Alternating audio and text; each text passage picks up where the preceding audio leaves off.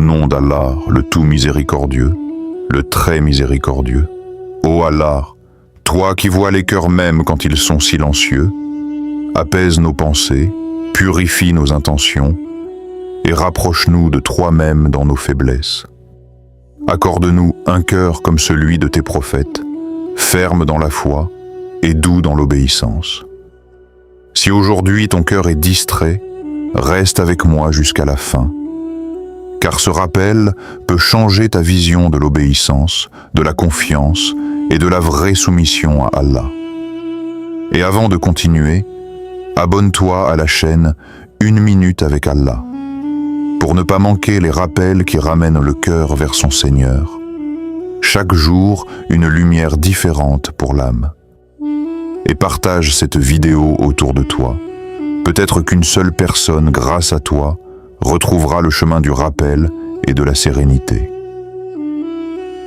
Assalamu alaikum wa rahmatullahi wa barakatuh. Aujourd'hui, ton cœur est invité à réfléchir sur une des plus grandes histoires de foi et de soumission à Allah. Une histoire où l'amour pour Allah a dépassé l'amour de soi, des biens et même des liens les plus forts.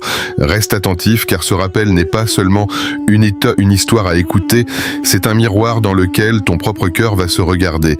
Dans l'histoire de l'humanité, il existe des vies qui ne sont pas simplement racontées pour être connues, mais pour être ressenties. Des vies qui ne cherchent pas à impressionner, mais à réveiller quelque chose dans le cœur. Parmi elles, celle de Ibrahim occupe une place unique. Une vie construite non pas sur le confort, mais sur l'épreuve. Non pas sur la facilité, mais sur une succession d'appels divins qui dépassent la logique humaine. Allah ne l'a pas choisi pour la simplicité de son parcours, mais pour la profondeur de sa foi. Et dans cette histoire, il y a une réalité que beaucoup oublient. Les grandes âmes ne sont jamais élevées sans être testées. Ibrahim n'a pas été éprouvé une seule fois. Il a été façonné par des épreuves répétées, parfois silencieuses, parfois bouleversantes, toujours profondes. Chaque étape de sa vie ressemble à une porte qui se ferme pour en ouvrir une autre dans l'invisible. Et à chaque fois, le cœur est mis à nu. Il commence sa vie dans un environnement qui ne ressemble en rien à ce qu'il porte dans son cœur. Il grandit au milieu de croyances erronées, de pratiques qui contredisent la vérité qu'Allah a placée en lui. Très tôt, il ressent cette distance entre ce que les gens adorent et ce que son cœur reconnaît comme vérité. Ce décalage devient déjà une épreuve intérieure, une forme de solitude spirituelle, parce que voir la vérité sans être entouré de ceux qui la comprennent, c'est déjà une forme de test. Puis vient la confrontation, par la parole, par le rappel, par la vérité qu'il porte. Ibrahim s'oppose à ce que son peuple le considère comme sacré. Il ne le fait pas par orgueil, mais par fidélité à ce qu'il sait être juste. Et cette fidélité a un prix, le rejet, l'incompréhension, l'isolement. Mais ce n'est pas encore le sommet de l'épreuve. Le moment le plus fort n'est pas celui où il parle, mais celui où il accepte. Accepter que la vérité n'est pas toujours accueillie. Accepter que suivre Allah peut te couper de ce que tu connais. Accepter que la foi ne garantit pas le confort immédiat. Ibrahim apprend que la proximité avec Allah peut parfois t'éloigner des gens, mais jamais te perdre. Et pourtant, malgré ses premières épreuves, rien ne le prépare vraiment à ce qui va suivre. Parce que les épreuves d'Ibrahim ne sont pas là pour le briser, mais pour le transformer. Chaque test est plus subtil que le précédent. Parfois ce n'est pas la douleur visible, mais l'attachement invisible qui est ciblé. Parfois ce n'est pas ce que tu perds, mais ce que tu es prêt à perdre qui est examiné. Et dans cette logique divine, Ibrahim avance sans jamais reculer. Il est jeté dans le feu, non pas parce qu'il a échoué, mais parce qu'il a réussi à rester ferme dans la vérité. Et même là, le feu perd sa nature face à l'ordre d'Allah. Cela montre une réalité profonde. Quand Allah est avec toi, même ce qui est censé te détruire devient incapable de t'atteindre sans sa permission. Mais le véritable enseignement ne se limite pas à la survie dans le feu. Il est dans le cœur qui ne tremble pas dans la soumission. Parce que le vrai test n'est pas seulement ce que tu traverses, mais ce que tu ressens pendant que tu le traverses. Et Ibrahim traverse tout cela avec une constance étrange pour le monde, mais parfaitement logique pour la foi, la certitude que son Seigneur ne l'abandonne jamais. À chaque étape, il est dépouillé d'une chose différente. D'abord les certitudes sociales, ensuite les repères familiaux, puis les attaches émotionnelles, et enfin même les liens les plus profonds sont mis à l'épreuve. C'est ici que beaucoup s'arrêtent dans leur compréhension. Ils pensent que les épreuves sont des punitions ou des hasards. Mais dans le chemin d'Ibrahim, chaque épreuve est une élévation déguisée. Chaque perte apparente est une purification invisible. Chaque difficulté est une invitation à dépendre uniquement d'Allah. Et plus il avance, plus son cœur devient libre. Libre de la peur des gens, libre de la peur de perdre, libre de la peur de l'inconnu. Parce que tout ce qui reste, c'est la confiance pure. C'est que cette confiance qui prépare la deuxième dimension de son histoire. Une dimension encore plus profonde, celle où l'amour est testé directement. Pas l'amour en parole, l'amour en acte, l'amour en sacrifice. Le sacrifice dans la vie d'Ibrahim n'arrive pas comme un événement isolé, il arrive comme une continuité logique d'un cœur déjà entraîné à obéir sans hésiter. Un cœur qui a appris, étape par étape, que la véritable sécurité ne se trouve pas dans ce que tu possèdes, mais dans celui à qui tu appartiens. Et c'est là que le sens du sacrifice prend une dimension complètement différente. Le sacrifice n'est pas seulement une perte, ce n'est pas seulement un acte extérieur, ce n'est pas une scène isolée dans une histoire ancienne. C'est une révélation sur ce que signifie aimer réellement Allah. Parce que beaucoup disent aimer Allah, mais peu sont prêts à laisser ce qui leur est le plus cher pour lui. Et c'est précisément là que le test devient réel. Le sacrifice révèle les priorités cachées. Il montre ce qui occupe réellement la place la plus haute dans ton cœur. Il ne demande pas des mots, il demande une vérité intérieure. Et dans le cas d'Ibrahim, cette vérité est totale. Ce n'est pas seulement un acte d'obéissance, c'est une preuve que rien dans ce monde n'a plus de valeur que l'ordre d'Allah, ni les émotions, ni les liens, ni les désirs. C'est ici que le sacrifice dépasse la logique humaine, parce qu'il ne s'agit plus de comprendre, mais de se soumettre. Et cette soumission n'est pas une soumission forcée, c'est une soumission aimée, choisie, vécu avec un cœur qui sait que son Seigneur est plus miséricordieux que tout ce qu'il peut perdre. Le sacrifice devient alors une forme d'amour purifié, un amour qui ne demande rien en retour, un amour qui ne dépend pas des circonstances, un amour qui ne change pas selon les pertes ou les gains. Et dans cette perspective, le sacrifice n'est plus une fin, il devient un langage, le langage de la foi la plus haute, un langage que peu comprennent, mais que le ciel reconnaît immédiatement. Il y a des moments dans la vie où la foi n'est plus une idée abstraite, ni une simple conviction dans le cœur. Elle devient une situation réelle, concrète, presque lourde, où tout ce que tu croyais comprendre d'Allah est mis face à une expérience que ton esprit ne peut pas immédiatement expliquer. Et c'est dans ce type de moment que la vie de Ibrahim prend une profondeur particulière. Après avoir été éprouvé par des pertes, des séparations, des rejets et des tests successifs, Ibrahim atteint un niveau où son cœur n'est plus attaché aux choses de la même manière que les autres êtres humains. Il a appris, par les étapes de sa vie, que tout ce qu'il possède appartient déjà à Allah, mais il reste une dernière frontière, une zone que peu de gens comprennent vraiment, celle où Allah demande ce qui semble impossible. Et c'est ici que commence une réalité qui dépasse la logique humaine. Quand Allah donne un ordre à un serviteur comme Ibrahim, cet ordre ne ressemble pas à une simple instruction. Il devient un miroir qui reflète ce qu'il y a dans le cœur.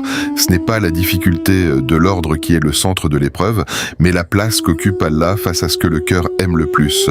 Ce qui est demandé à Ibrahim n'est pas compréhensible à travers les critères du monde, parce que le monde fonctionne avec des attachements, des émotions, des instincts de protection et d'amour. Mais la foi fonctionne avec une vérité différente. Une vérité où la confiance en Allah dépasse la compréhension immédiate. Et c'est là que l'impossible apparaît. Pour un esprit humain, l'impossible est une limite, une barrière, un point d'arrêt. Mais dans la relation entre un croyant et son Seigneur, l'impossible n'est pas une fin, c'est un terrain d'épreuve. Un espace où la confiance est mesurée sans les filtres du confort ou de la facilité. Ibrahim reçoit un ordre qui bouleverse toute perception naturelle, un ordre qui touche ce qu'il a de plus cher, ce qu'il a attendu, ce qu'il a aimé profondément, et pourtant cet ordre ne vient pas comme une punition, il vient comme une élévation, même si le cœur humain ne le perçoit pas immédiatement ainsi, car Allah ne cherche pas à détruire son serviteur, Allah ne cherche pas à le briser, Allah cherche à révéler ce qu'il y a de plus pur en lui, et ce qui est le plus pur dans un cœur croyant, c'est la confiance totale. Cette confiance n'est pas théorique, elle ne se limite pas à dire « je crois en Allah », elle se manifeste dans l'instant où tu ne comprends pas, mais tu continues à avancer. Dans l'instant où ton émotion te tire dans une direction, mais ta foi te maintient dans une autre. Et c'est exactement là que l'ordre divin devient un test de vérité. Ibrahim ne reçoit pas un ordre pour être humilié, il le reçoit pour être élevé à un degré de soumission que peu atteignent. Parce que la foi ne se mesure pas dans les moments faciles, elle se mesure quand la raison hésite, quand le cœur tremble et quand malgré tout cela, tu choisis Allah. C'est une expérience intérieure que peu de gens peuvent imaginer sans la vivre. Le moment où tout ton être humain te pousse à comprendre, à questionner, à ralentir. Mais ton lien avec Allah te pousse à avancer, même sans avoir toutes les réponses. Et dans ce type de moment, la question change complètement. Ce n'est plus « est-ce que je comprends ?», mais « est-ce que je fais confiance ?» Là où beaucoup s'arrêtent, Ibrahim continue, ce n'est pas une continuation mécanique, ce n'est pas une obéissance vide, c'est une obéissance pleine de conscience, une obéissance où chaque pas est accompagné d'une certitude intérieure que le Seigneur ne commande jamais sans sagesse. Et cette certitude transforme tout, parce que lorsque la confiance en Allah devient plus forte que la compréhension humaine, alors l'impossible perd son pouvoir de paralysie. Dans ce moment précis, Ibrahim ne traite pas l'ordre comme une charge personnelle. Il le traite comme une vérité divine. Et cette différence change tout, car celui qui voit l'ordre comme une charge lutte, mais celui qui le voit comme une vérité avance. Et c'est ici que la soumission commence à prendre toute sa dimension. La soumission, dans ce contexte, ne signifie pas l'abandon de la réflexion. Elle ne signifie pas l'absence de sentiment. Elle signifie quelque chose de beaucoup plus profond, la priorité absolue donnée à Allah, même lorsque le cœur est en tension. C'est dans cette tension que la vraie foi apparaît. Parce que croire quand tout est logique, et c'est facile, mais croire quand tout semble incompréhensible, c'est là que le cœur est réellement testé. Et Ibrahim atteint ce niveau sans hésitation visible. Ce qui rend son exemple encore plus puissant, ce n'est pas l'absence d'émotion, mais la domination de la foi sur l'émotion. Puis vient un autre niveau, encore plus subtil, celui de la soumission intérieure. Il ne s'agit pas seulement d'agir, il s'agit d'accepter. Accepter que ton Seigneur sait ce que toi tu ne sais pas. Accepter que ton ressenti n'est pas une mesure de vérité. Accepter que ce que tu perçois comme difficile peut contenir une sagesse immense. Et cette acceptation transforme le cœur. Parce qu'un cœur qui accepte Allah même dans l'incompréhension devient un cœur stable. Il ne dépend plus des variations des événements. Il ne s'effondre plus face à l'incertitude. Il repose sur quelque chose de plus solide que les émotions. La certitude en la sagesse divine. C'est dans cette dimension que la vie d'Ibrahim devient un enseignement vivant. Il ne réagit pas comme quelqu'un qui subit, il répond comme quelqu'un qui comprend que son existence entière est un dépôt entre les mains de son Seigneur. Et c'est cette perspective qui donne naissance à la soumission véritable. La soumission avant tout. Parce qu'avant les émotions, avant les réflexions, avant les peurs, il y a un principe fondamental dans le cœur du croyant.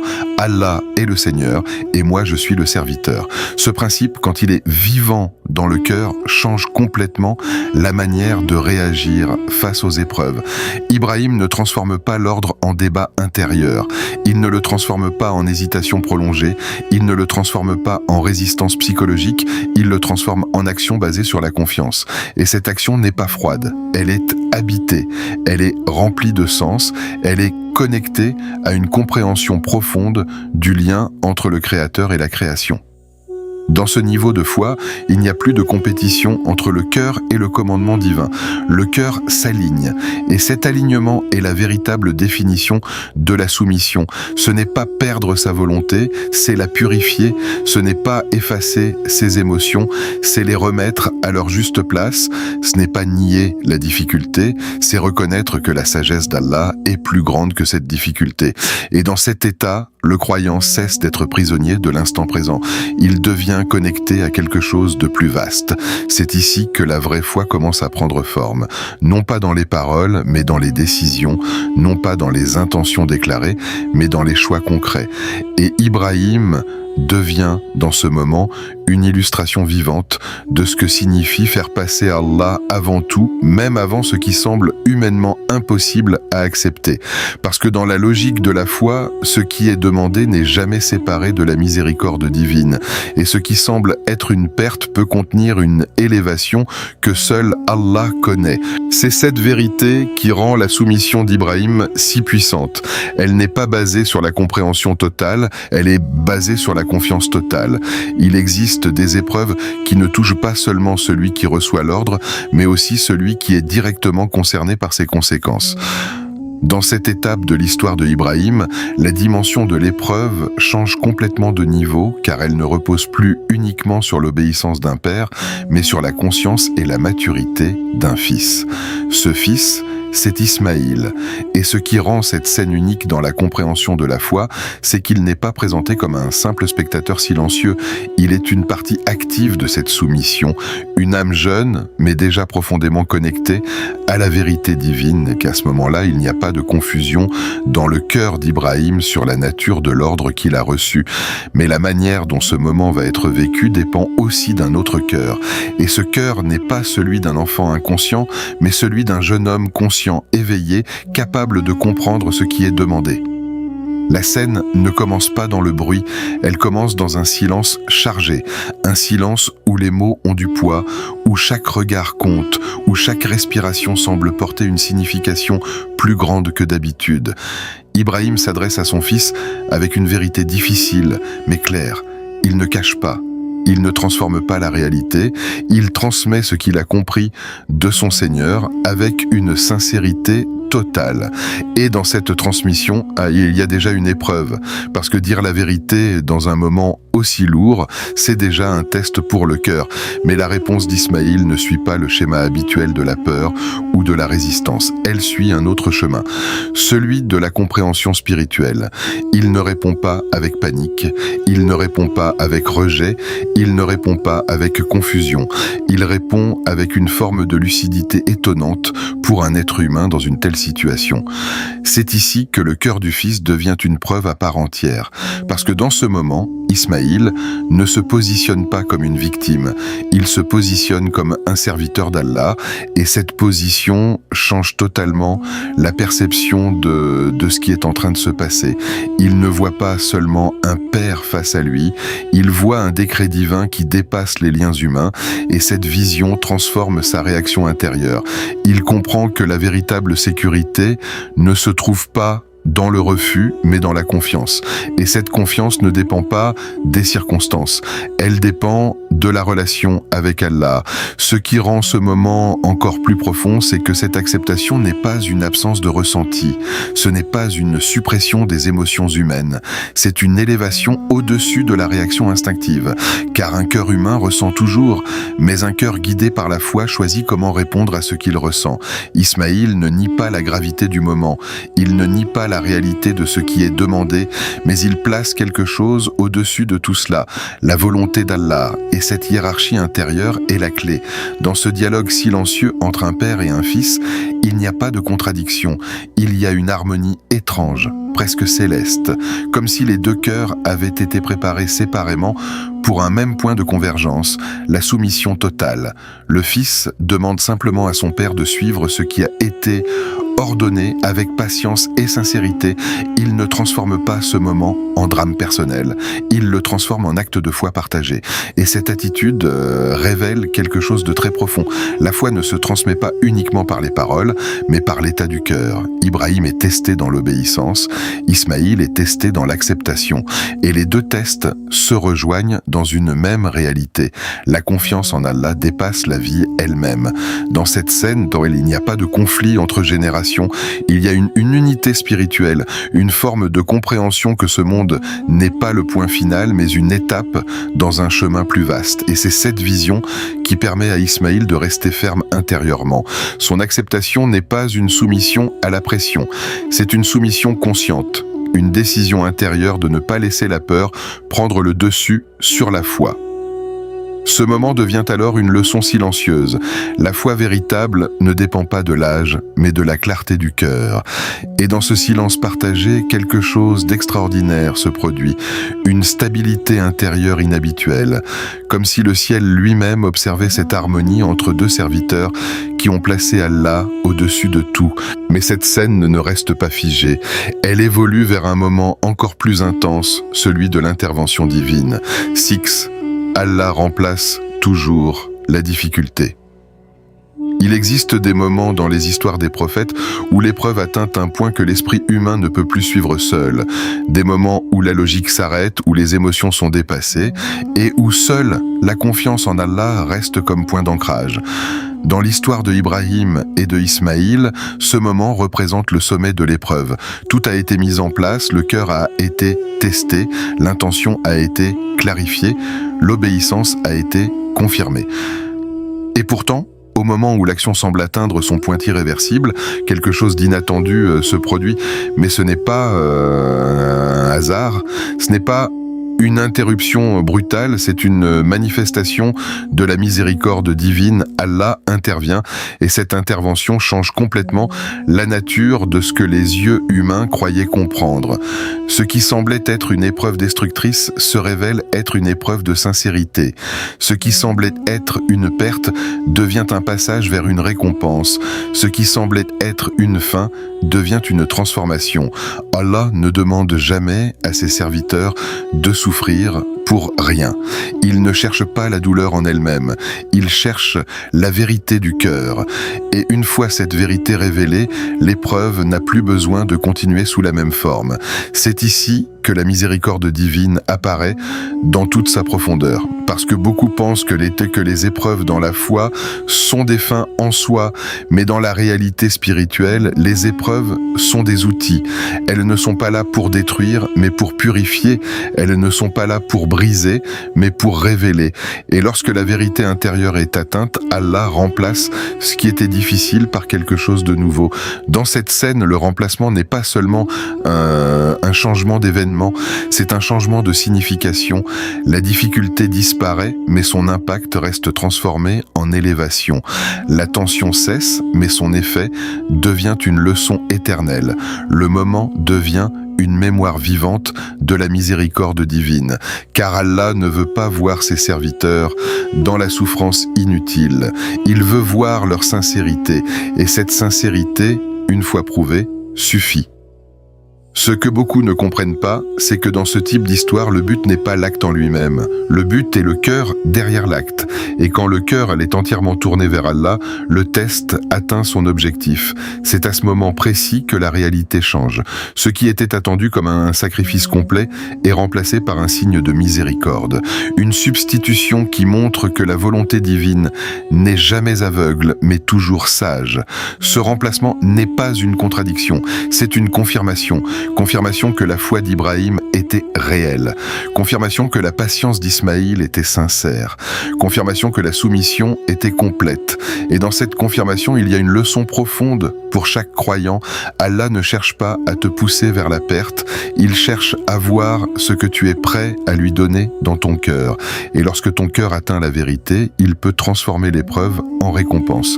C'est pour cela que les moments difficiles dans la vie d'un croyant ne doivent pas être vus uniquement comme des charges, ils doivent être vus comme des passages où Allah observe, purifie et élève. Et parfois, au moment où tu penses que tout est à son point le plus difficile, c'est précisément là que la miséricorde est la plus proche, car Allah est plus proche de la facilité que la difficulté elle-même. 7. Le vrai message pour toi aujourd'hui, il y a des histoires qui ne sont pas faites uniquement pour être écoutées, mais pour être vécues intérieurement. L'histoire de Ibrahim et de Ismaïl n'est pas seulement un récit du passé, c'est une invitation adressée à chaque cœur, à chaque époque, à chaque personne qui cherche à comprendre sa place face à Allah. Parce que si tu prends du recul, cette histoire ne parle pas seulement d'un événement extraordinaire, elle parle de toi, de tes choix, de tes attachements, de ce que tu places dans ton cœur sans parfois t'en rendre compte. Et le message est simple mais profond. Allah ne te demande pas de perdre ce que tu aimes sans raison. Dans la compréhension superficielle, beaucoup pensent que la foi consiste à se priver, à abandonner, à se détacher de tout ce qui est beau ou aimé dans ce monde. Mais la vérité est différente. Allah ne demande jamais une perte inutile. Il ne demande jamais une douleur sans sagesse. Il ne demande jamais un sacrifice vide. Ce que cette histoire enseigne, c'est que la question n'est pas ce que tu possèdes, mais la place que cela occupe dans ton cœur. Parce que le cœur humain est toujours en mouvement. Il s'attache, il aime, il se relie à des choses, à des personnes, à des rêves, et cela fait partie de sa nature, mais le test commence lorsque ces attachements deviennent plus importants que la relation avec Allah. Donc, c'est là que le message devient clair. Allah ne te demande pas de ne rien aimer, il te demande de ne rien aimer plus que lui. Cette nuance change tout, parce que tu peux aimer ta famille, tes projets, tes rêves, ta vie, mais si ces choses prennent une place supérieure à ton lien avec Allah, alors le cœur perd son équilibre. Et c'est cet équilibre que le message d'Ibrahim vient restaurer. Dans cette histoire, le sacrifice n'était pas une punition, c'était une purification, une manière de montrer que le cœur du croyant doit rester libre, non pas des attachements, mais de leur domination. Et aujourd'hui, ton sacrifice ne ressemble peut-être pas à celui des récits anciens, mais il existe quand même. Il peut être ton orgueil, cet orgueil qui te pousse à refuser de revenir vers Allah par fierté, par ego, par impression de force. Cet orgueil qui te fait croire que tu peux tout contrôler seul. Parfois, le vrai sacrifice commence là. Déposer cet orgueil devant Allah, reconnaître que tu as besoin de lui. Il peut être tes péchés, ces habitudes qui reviennent, ces comportements qui éloignent ton cœur de la sérénité, ces choix répétés qui alourdissent ton âme. Et dans ce cas, le sacrifice devient un retour, un abandon volontaire de ce qui t'éloigne d'Allah, même si ton âme y est habituée. Il peut être tes attachements, pas seulement les choses mauvaises, mais aussi les choses bonnes lorsqu'elles prennent toute la place. Un attachement excessif à une personne, à un projet, à une réussite, à une image. Le cœur se fatigue lorsqu'il dépend entièrement de ce qui est fragile. Et c'est là que le message devient très personnel. Allah ne te demande pas de vivre sans attachement. Il te demande de vivre avec un cœur centré. Un cœur où chaque chose a sa place, mais où rien ne remplace Allah. Parce que tout ce qui est dans ce monde change. Tout ce qui est ici-bas est temporaire. Tout ce qui est humain est limité. Mais le lien avec Allah, lui, est la seule stabilité réelle. Et c'est pour cela que les épreuves arrivent parfois dans la vie du croyant. Non pas pour le détruire, mais pour le réveiller, pour lui rappeler doucement ou fortement que son cœur ne doit pas s'accrocher uniquement à ce qui disparaît. Quand une personne perd quelque chose ou ressent une difficulté ou traverse une tension intérieure, ce n'est pas toujours un éloignement de la miséricorde. Parfois, c'est un rappel subtil. Regarde où est ton cœur. Et dans ce regard intérieur, quelque chose peut changer. Tu peux réaliser que tu as donné trop de place à ce qui ne mérite pas cette place. Tu peux réaliser que ton cœur s'est dispersé. Tu peux réaliser que tu as oublié la source de toute stabilité, et dans cette prise de conscience commence un autre type de sacrifice, un sacrifice invisible, celui du retour vers la sincérité, retour vers la simplicité du lien avec Allah, retour vers une confiance qui ne dépend pas des circonstances. Ce message n'est pas là pour te culpabiliser, il est là pour te recentrer, parce que la foi n'est pas un état parfait, c'est un chemin de réajustement constant, un chemin où tu reviens reviens encore et encore vers ce qui est essentiel. Et ce qui est essentiel, c'est Allah. C'est dans cette perspective que l'histoire d'Ibrahim devient vivante aujourd'hui. Elle n'est pas enfermée dans un passé lointain, elle parle encore. Elle continue de parler à chaque cœur qui écoute avec sincérité, parce que chaque jour, tu fais des choix, et chaque choix révèle ce qui est le plus important pour toi. Ô Allah, rendez-nous comme Ibrahim dans la foi, comme Ismaïl dans la patience, et comme ceux qui te font confiance même dans l'invisible. Ô Allah, accepte nos efforts, pardonne nos faiblesses et purifie nos cœurs. Ne nous laisse jamais dépendre de ce monde plus que de toi. Ô Allah, fais que notre cœur ne s'attache jamais à ce qui nous éloigne de toi. Fais que nos choix nous rapprochent toujours de ton agrément, et fais de notre dernier moment un retour vers toi dans la paix et la sincérité. Ce récit n'est pas une histoire qui appartient uniquement au passé, ni un événement figé dans le temps que l'on écoute sans en être concerné. C'est un miroir vivant, posé devant chaque cœur, à chaque époque, sans exception. Quand tu regardes l'histoire de Ibrahim et de Ismaïl, tu ne regardes pas seulement des figures anciennes, tu regardes un rappel sur ta propre réalité intérieure. Parce que chaque jour, sans même t'en rendre compte, tu es confronté à des choix, et ces choix ne sont pas toujours grands ou visibles. Parfois, ce sont des petits sacrifices silencieux. Choisir la patience au lieu de la colère. Choisir la sincérité au lieu de l'ego. Choisir l'obéissance à Allah au lieu d'un plaisir instantané. Choisir de revenir à lui au lieu de s'éloigner dans la distraction. Et ces choix, même s'ils semblent simples, révèlent quelque chose de profond, ce que ton cœur aime vraiment. Car le cœur ne ment pas dans les décisions répétées. Il peut dire beaucoup de choses, mais ce qu'il choisit dans les moments concrets montre sa direction réelle. Et c'est exactement ce que ce récit vient réveiller en toi. Ibrahim n'a pas été élevé par des paroles, mais par des décisions. Ismaïl n'a pas été honoré par des intentions, mais par une posture intérieure face au décret d'Allah. Et aujourd'hui, ce même principe s'applique à toi. Tu n'es pas testé de la même manière, mais tu es testé dans la même logique. La logique du cœur. Qu'est-ce que tu places en premier quand il faut choisir? C'est pour cela que ce récit agit comme un miroir. Il ne te juge pas, il te montre. Il ne te condamne pas, il te révèle. Et dans cette révélation, il y a une opportunité de revenir à l'essentiel, de remettre de l'ordre dans ce qui est devenu confus, de réaligner ton cœur avec ce qui ne disparaît jamais, ton lien avec Allah, parce que tout le reste change. Les émotions changent, les situations changent, les personnes changent, mais ton choix intérieur, lui, construit ta direction. Et c'est là que le rappel prend tout son sens. Chaque jour est une occasion de revenir. Chaque moment est une possibilité de corriger ton intention. Chaque épreuve est une chance de renforcer ta confiance. Ce n'est pas une pression, c'est une ouverture, une invitation douce mais claire à ne pas laisser ton cœur s'éloigner sans t'en rendre compte. Et si ce rappel a touché ton cœur, alors il ne doit pas rester juste une écoute.